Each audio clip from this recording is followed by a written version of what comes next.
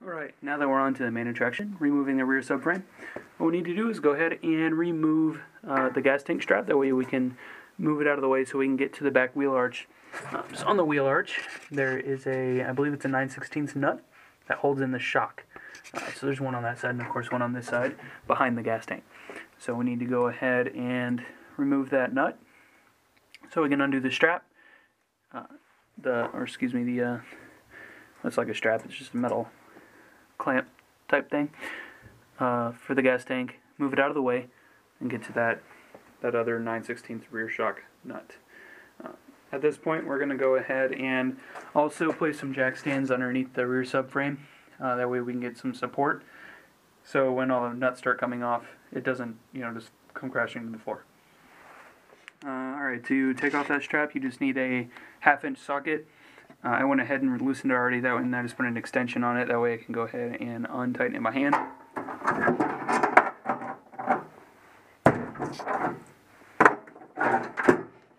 And there we are.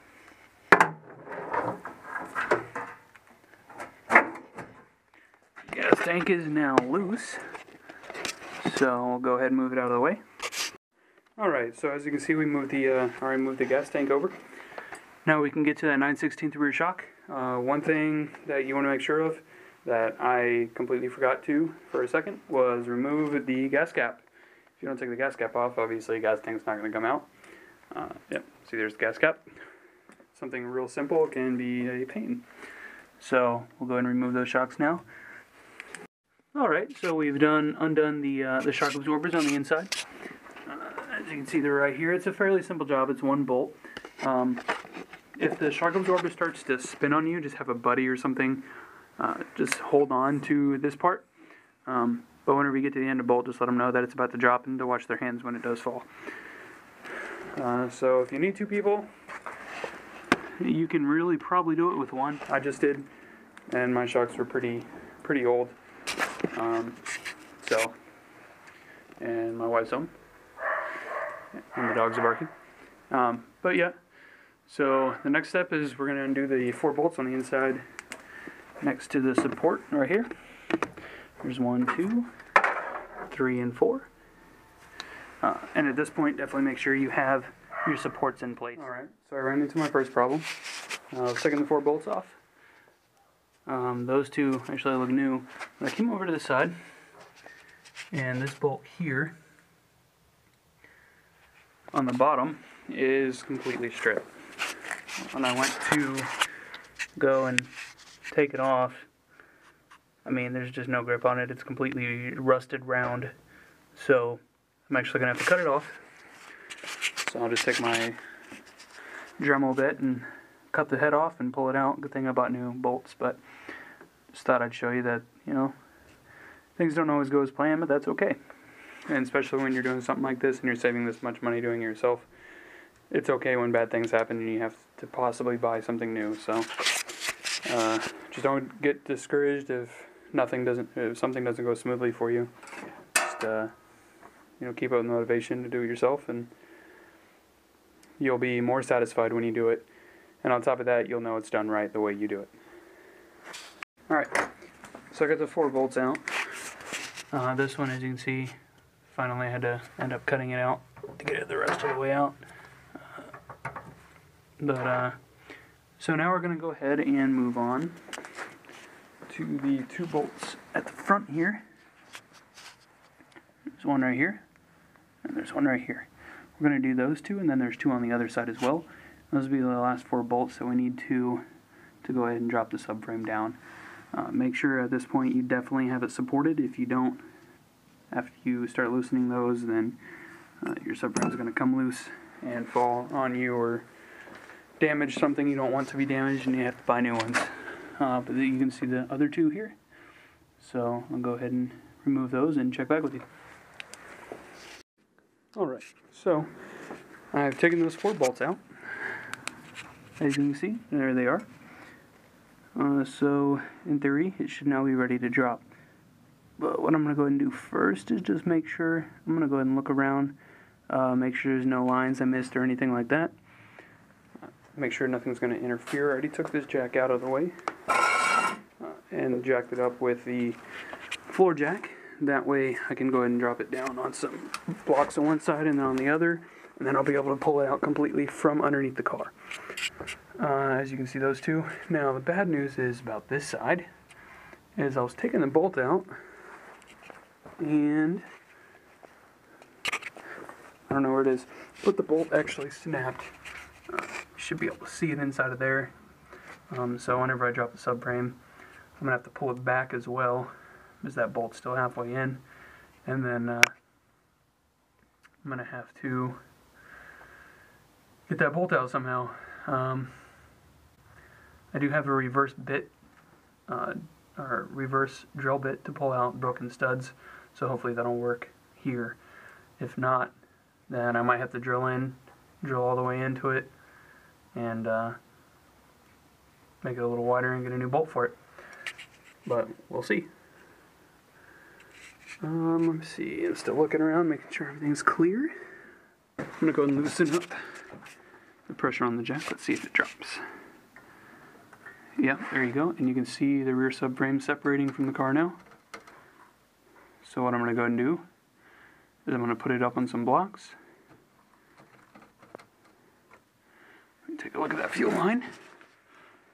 Oh yeah, it's fine. Alright, so I'm going to go ahead and that's actually where it's going to stop, because the other side's still lifted. Alright, I just want to show you guys this. So, as you can tell, it's dropping fine on this side, but because of that broken stud on this side, it's not coming out. So what I'm going to do is go ahead and jack it up a little bit, pull it back, and I'm just going to show you guys me doing that. So I got my crowbar. Go ahead and separate the rear subframe here.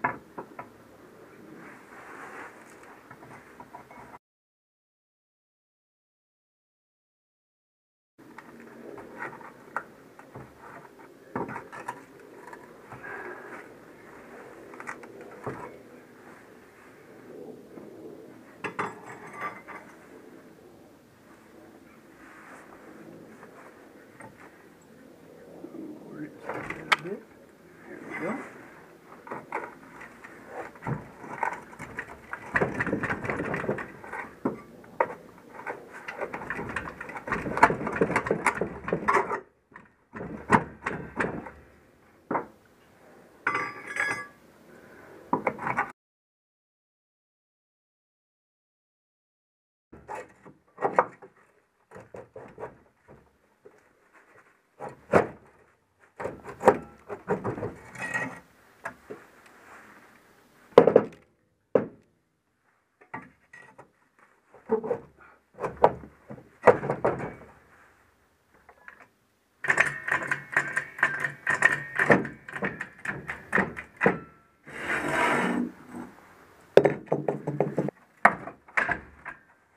And there it is.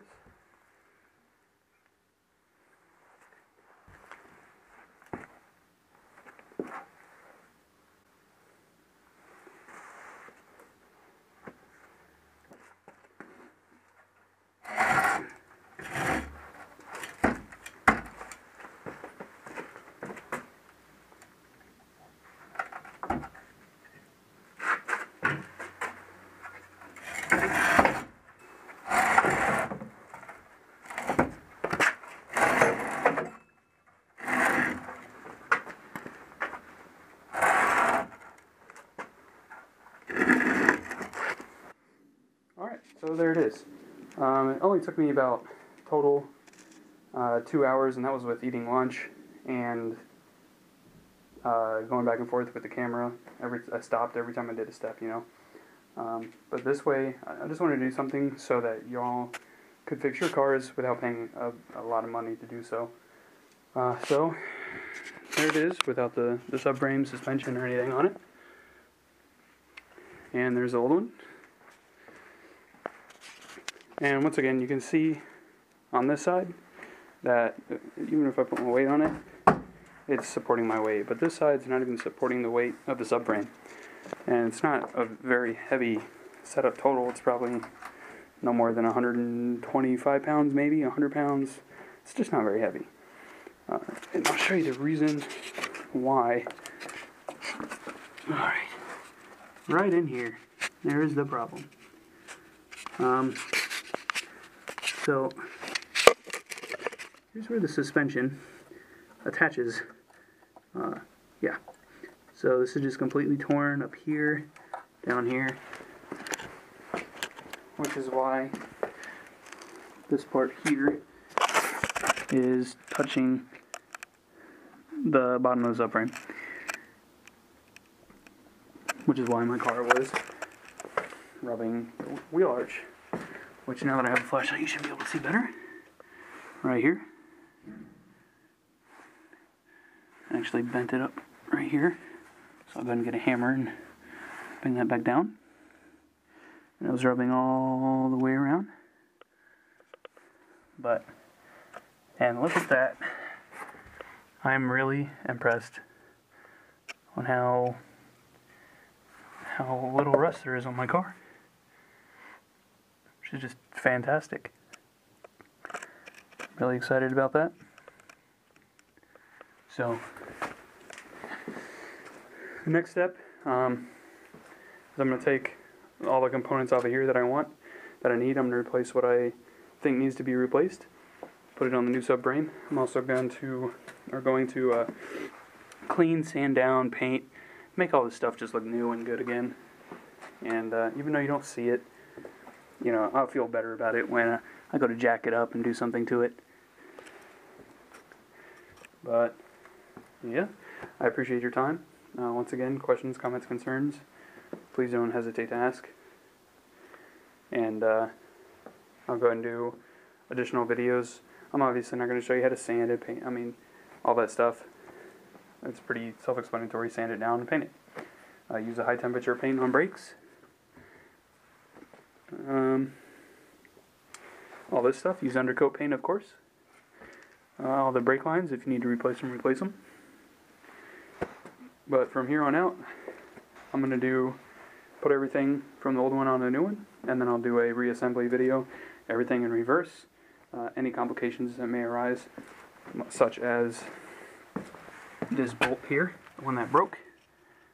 So I'm going to see if we can get that out. If not, I'll just have to drill it out, make some new threads, and get a bigger bolt for it. But thank you for watching my subframe video and or videos, and please like, subscribe, comments, concerns, questions, all that good stuff. And soon I'll be making videos of getting her back out on the road and on the track. So, thank you.